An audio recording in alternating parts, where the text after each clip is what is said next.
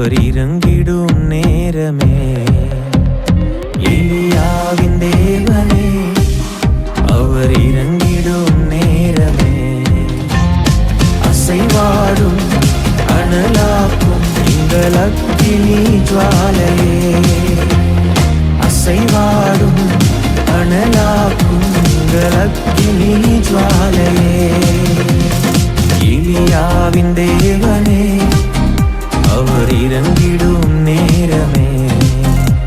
அவருடைய நாம மகிமைப்படுவதாக.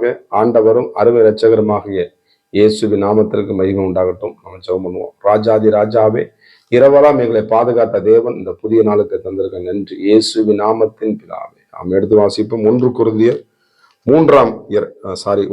2ஆம் அதிகாரம் அதுல 15ஆம் வசனத்தோட வாசிப்போம். 1 கொரிந்தியர் 2:15. ஆவிக்குரியவன் எல்லாவற்றையும் ஆராய்ந்து நிதானிக்கிறான், ஆனாலும் அவன் மற்றொருவனும் ஆராய்ந்து நிதானிக்கப்படான். கர்த்தருக்கு மகிமை உண்டா. ஆவிக்குரியவன் என்று சொல்லுவோம். அப்ப ஆவிக்குரிய யாருங்க? மாமிசத்தை வெறுத்து தேவனுக்காக வாழ. மாமிசம் இந்த உலகம் விரும்புறத என்ன பண்ணும்? செய்ய சொல்லும். இந்த உலகம் என்ன பண்ணும்? இந்த மாமிசம் என்ன விரும்பணும்? தூக்கத்தை விரும்பும், அசதியை விரும்பும். என்ன பண்ணுங்க? இல்லைன்னா காரியம் என்ன பண்ணும்? தேவனுக்கு முரண்பாடா என்ன பண்ணும்? இந்த மாமிசம் செய்யும். அதான் மாமிசம் பலவீனமானது, ஆவி உற்சாகமானது. இப்போ ஆவிக்குரியவன், அந்த ஆவிக்குரிய என்ன பண்ணுவாங்க? அந்த வசனம் சொல்லுது, ஆவிக்குரியவனா என்ன பண்ணுவோம்? அவங்க ஆவிய தேவன் எப்படி தொழுவணுமா? ஆவியோடு உண்மையோடு நம்ம தொழுதுவோம். மாமிசத்துல ஜபிக்கிறதுக்கு ஆவியில் நிரம்பி ஜபிக்கிறது. மாமிசம்னா கொஞ்ச நேரம் சோதனை பண்ணி அவர் பாட்டு அப்படிலாம் இல்ல. ஆவிக்குரியவன் மணிக்கணக்கா என்ன பண்ணுவான்? அவன் ஜெபிக்கிற நேரமே தெரியாது. தேவனுடைய பிரசனத்துக்குள்ள இணைவான். ஆண்டவர் என்ன சொல்ல அந்த வார்த்தை அவனுக்குள்ள பேசப்படும். அந்த காலகட்டத்தில் கரெக்டா என்ன பண்ணான்? எல்லாவற்றையும் என்ன பண்ணான்? அதான் ஆவிக்குரியவன் என்று எழுதப்பட்டது. நம்ம ஆவிக்குரிய என்ன பண்ணுவான்? ஆவிக்குரியவே சிந்திப்பான். மாமிசத்துக்குரிய என்ன பண்ணுவான்? மாமிசத்துக்குரிய சிந்திப்பான். அப்ப நம்ம தேவனுடைய பிள்ளைனா தேவனுக்கற்ற என்ன பண்ணும்? அப்படிப்பட்ட சிந்தனை, அந்த பரிசுத்தம், பரிசுத்தம் எப்படி வாழணும், நம்ம தேவனுக்காக எப்படி உண்மையா இருக்கணும், நம்ம தேவனுக்காக எப்படி செயல்படணும், நம்ம குடும்பத்தை எப்படி நடத்தணும், பிள்ளைகளை எப்படி சரியா கொண்டு போகணும், அந்த ஆவிக்குரியவன் எல்லாவற்றையும் என்ன பண்றான்? அதான் ஆவிக்குரியவன் எல்லாவற்றையும். அப்ப எல்லாவற்றையும் என்ன பண்றேன்? நிதானிக்க தெரியும். நிதானம் இல்லாம எதை நம்ம என்ன பண்ற? நிதானத்தை இழந்துடக்கூடாது. யோகுல பார்க்க சொன்ன அந்த உங்க ஃப்ரெண்ட் எல்லாம் என்ன பண்ண? யோகு வந்து குற்றம் சாட்டுறாங்க. அப்போ அவன் சொல்றாங்க, யோகு நீங்க யோகு பேசுனது போல நீங்க நிதானமா பேசணும்னு சொல்லி உங்க மேல எனக்கு கோவம் வரும் அப்படிங்க. அப்ப நிதானமாய் பேசும் பொழுது தேவன் நம்ம அதை கவனித்து கேட்கிறார். கர்த்தருக்கு நிதானம் இல்லாம என்ன பண்ணுவாங்க? டக்குன்னு வார்த்தை விட்டு நிதானம் இல்லாம கோவப்பட்டுருவாங்க. நிதானம் இல்லாம என்ன பண்ணுவாங்க? சட்டுன்னு பேசுவாங்க. நிதானம் இல்லாம அடிச்சிருவாங்க. நிதானம் இல்லாம தூக்கி எரிஞ்சிருவாங்க. இல்ல, அப்படி கூட நம்ம வாழ்க்கையில எப்பயுமே நிதானம் தேவை. அவன் நிதானமா நடக்கிற ஆவிக்குரிய எல்லாவற்றையும், ஒரு காரியம் 2 காரியம் எல்லாவற்றையும் நல்லா யோசித்து சரியான நம்ம முடிவு எடுத்து தேவனுடைய கருத்தை ஒப்பு கொடுத்து அதை நம்ம ஜெபித்து அதை செய்யும் பொழுது கர்த்தர் கூட இருந்து நம்முடைய வாழ்க்கையில அற்புதங்களை செய்கிற நல்ல தகப்பனா இருக்கிறார்.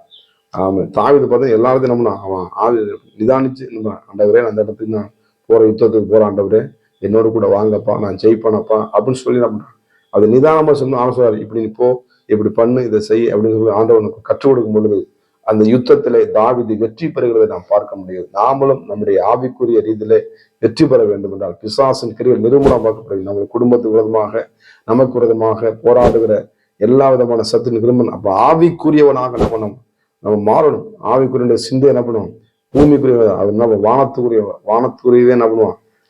தேவனுக்குரியதே என்ன பண்ணுவான்? அதை சிந்திக்க தோணும். புண்ணியம் எதுவோ, புகழ் எதுவோ, உயர்வுகளோ, நம்ம கற்புள்ளவைகளோ, ஒழுக்கம் உள்ளவைகளோ, இவைகளே என்ன பண்ணுவோம்? இந்த ஆவிக்குரிய என்ன பண்ணுவான்? சிந்திப்பான். ஆனா இவற்றை நிதானிக்கிறவன் அப்படின்னு சொல்ல. நிதானம் ரொம்ப ரொம்ப முக்கியம். நம்முடைய பேச்சிலையும் சரி, வண்டி ஓட்டுறதுல நமக்கு நம்ம நிதானம் இல்லாம வண்டி ஓட்டினா விட்டாங்க. எத்தனை பேர் சமீபத்தில் பார்த்தீங்கன்னா ஒரு பையன் வாழ்க்கை பையன் செங்ஷன் மேலே ஏறி வண்டியில் போறாங்க. 3 பேர் ஸ்பாட்டு. நம்ம டப்புன்னு நிதானம் இல்லாமல் இன்னைக்கு பிள்ளைங்களுக்கு பைக்கு வாங்க 1.5 லட்சம் 3 லட்சம் 2 லட்சம் பைக் வாங்கி கொடுக்குறாங்க. அந்த பிள்ளைங்க பைக்கில் உட்கார்ந்தவங்க நிதானம் இல்லாமல் போய் என்ன பண்ணுறான்? ஆக்சிடென்ட் ஆகிறத பார்க்க முடியும். அந்த பெற்றோர்கள் தவிக்கிறத பார்க்க முடியும். இந்த நாளில் கூட நம்ம நிதானமாக நம்ம பிள்ளைகளுக்கு நிதானமாக என்ன பண்ணணும்? இதெல்லாம் கற்றுக் கொடுக்கணும். நம்ம நிதானமாக பேசணும், நிதானமாக வண்டி ஓட்டணும், நிதானமான காரியம் எல்லாத்தையும் ஆராய்ந்து நம்மளே கவனமா பார்த்து தேவனுடைய பாதுகாப்பு தான் நம்மளுக்கு என்ன பண்ணும்? நம்ம கூட இருக்கும். ஆவிக்குரிய எல்லாவற்றையும் நிதானித்து நீங்க செய்யும் பொழுது கர்த்தர் உங்களோடு இருந்து நம்ம பலத்த கிரிகளை செய்கிற தேவனா இருக்கிறார். அப்ப வேற யாரும் நிதானமா செய்ய மாட்டான்?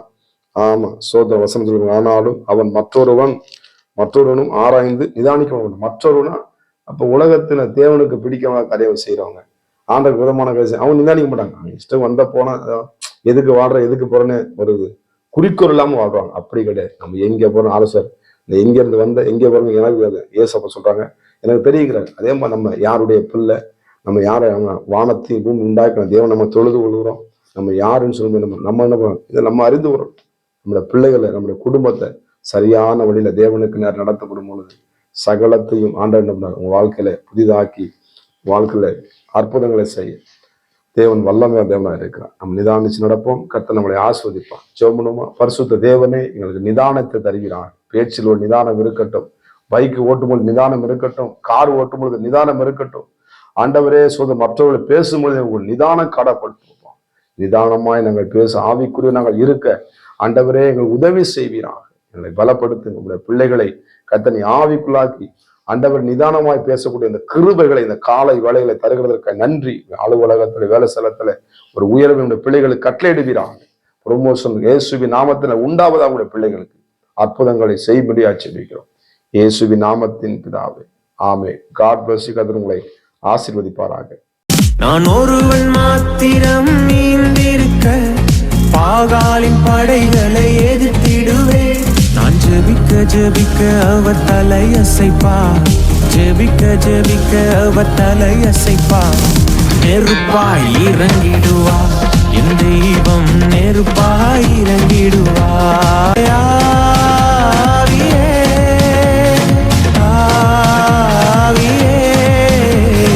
அசைவாடும் அனலாக்கும் எங்கள் அக்கினி ஜுவாலையே, அசைவாடும் அனலாக்கும் எங்கள் அக்கினி ஜுவாலையே.